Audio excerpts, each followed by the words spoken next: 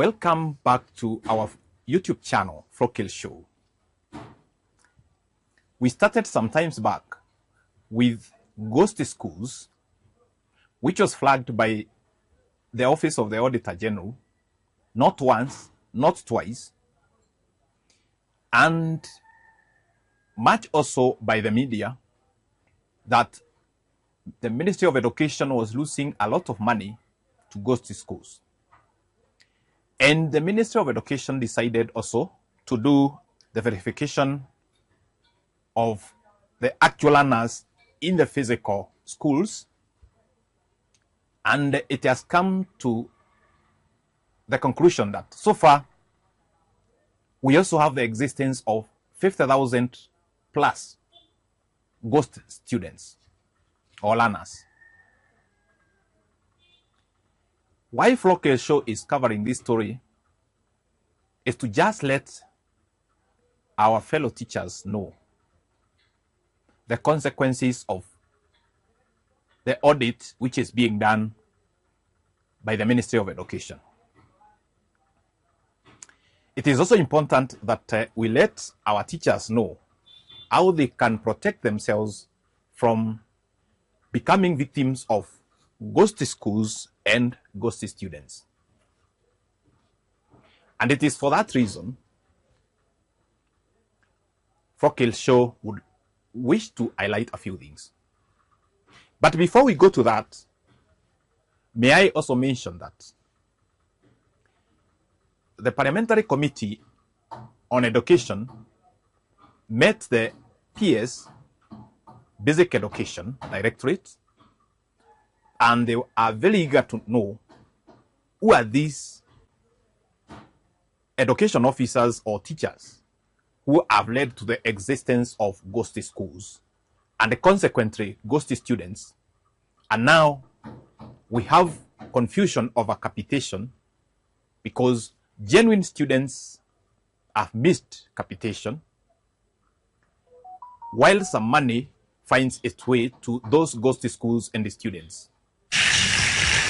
Barely weeks into a fresh data cleanup across all 32,000 public schools countrywide, the Ministry of Education has unearthed tens of thousands of ghost learners in secondary schools alone. We have found that more than 50,000 students so far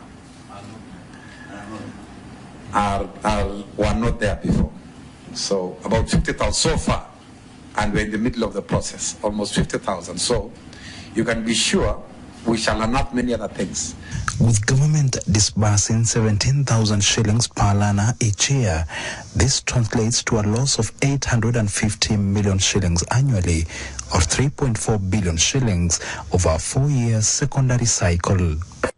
But now the ministry is cautious to release the remaining amount, and that's why there has been delay in capitation, and especially to those schools which have not yet been verified.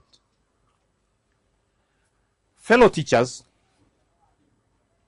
before a problem comes, sometimes it may seem as just a joke.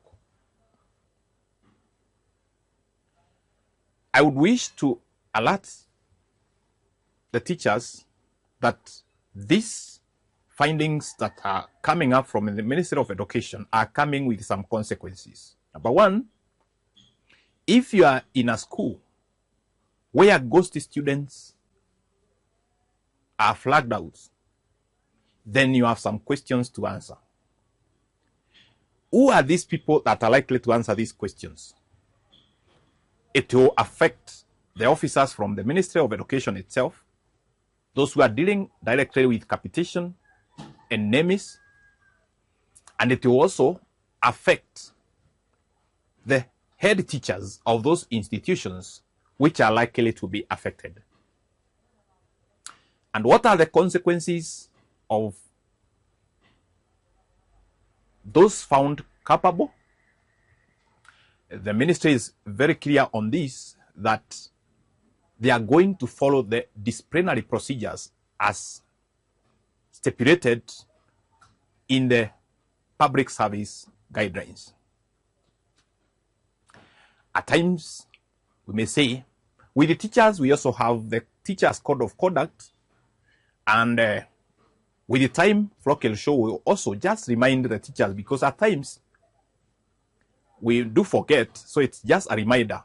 Most of the teachers and almost everybody knows that these guidelines, to make it clearer. When the teachers met the president, in the president's speech, he acknowledged the existence of ghost schools, and he promised to weed out all those ghost schools. In a candid address, President William Ruto acknowledged one of the education sector's darkest truths: the existence of ghost schools and phantom students bleeding billions from the public purse. Ruto cited glaring anomalies: schools registered with only 1 or 25 learners, and tasked the Ministry of Education to assess and set minimum operational standards. We are informed that there are ghost schools, there are ghost students, there is a ghost everywhere. So we have agreed that we need to remove the ghosts.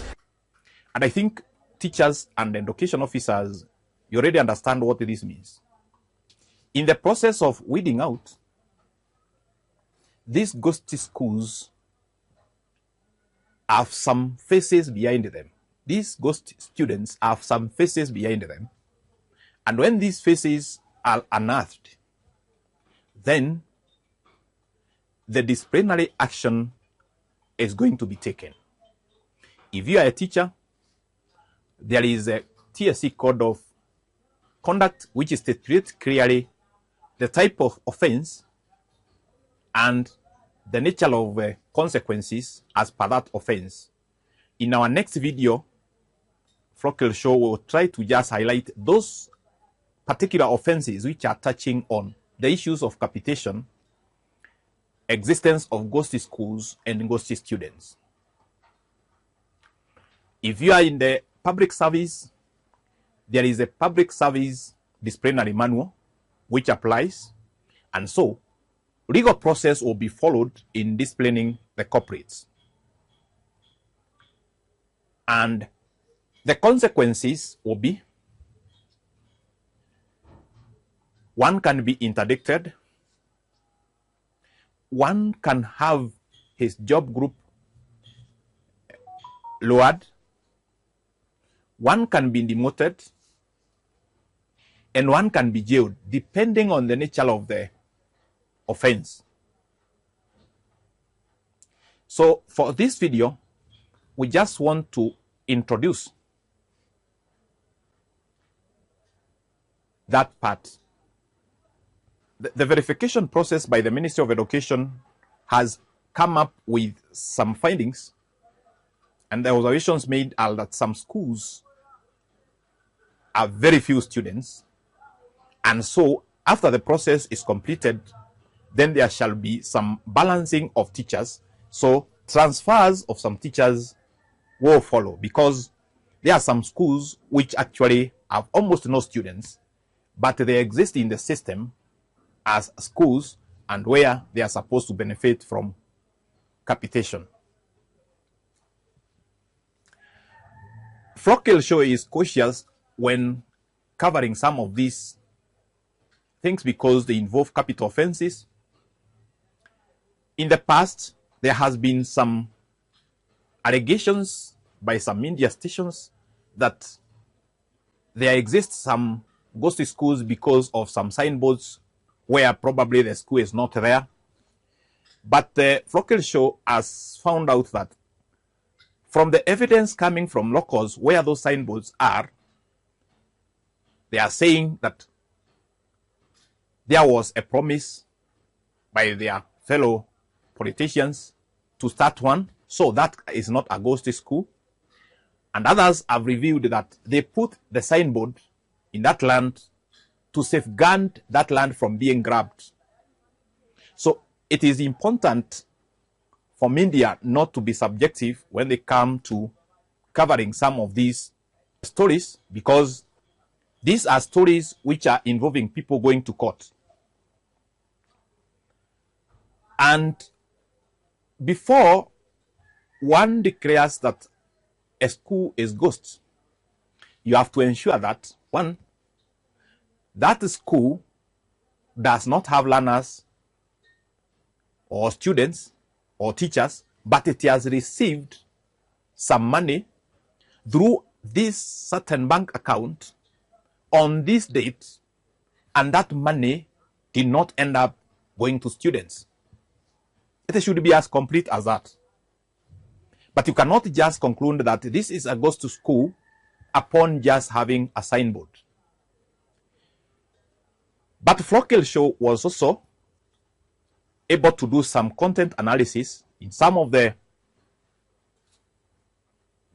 information given, and we verified that there was one ghost school which was created between the year 2017 and 2018 on the onset of the use of NEMIS, and this ghost school was created by an official from the Ministry of Education, went ahead to create a bank account and allocated this school 11 million, and later on withdrew the money, after which he went and did a few other things.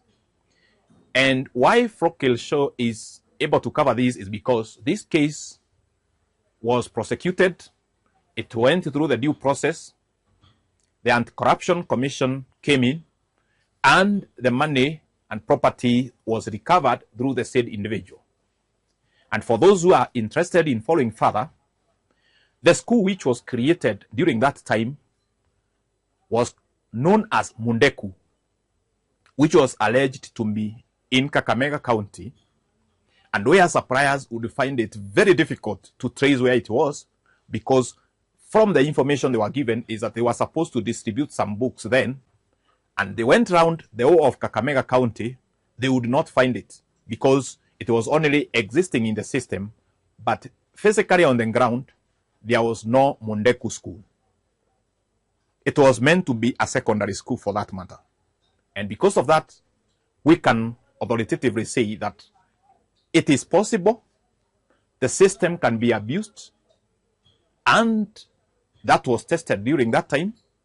But then we also advise that when some cases like this come up, we need to learn some lessons from them.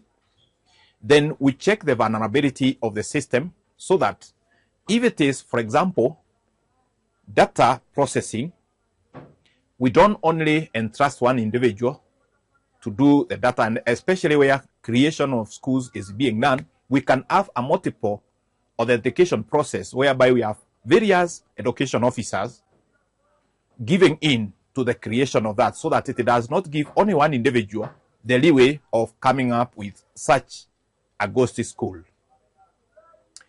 The other thing that Flockel would advise is NEMIS as an information system requires some professionals who are known as information system auditors. Just the same way we have school accounts or financial accounts being audited by the accountants, we also have special trained professionals who are supposed to make sure that before anything happens with an information system, proper information systems audit has been done at all levels to ensure that no amount of data has been compromised, and it is authentic and the integrity is ensured. So for that matter, we'll rest our case there, and in our next episode we are going to take you through the news of the ghost schools, ghost students, and what the ministry is planning to do. And in the process, we shall also let our viewers know from the Public Service Disciplinary Manual and also from the Teachers' Code of Conduct some of the procedures that are likely to affect our fellow education officers and teachers. Please continue following us as we update you on these findings.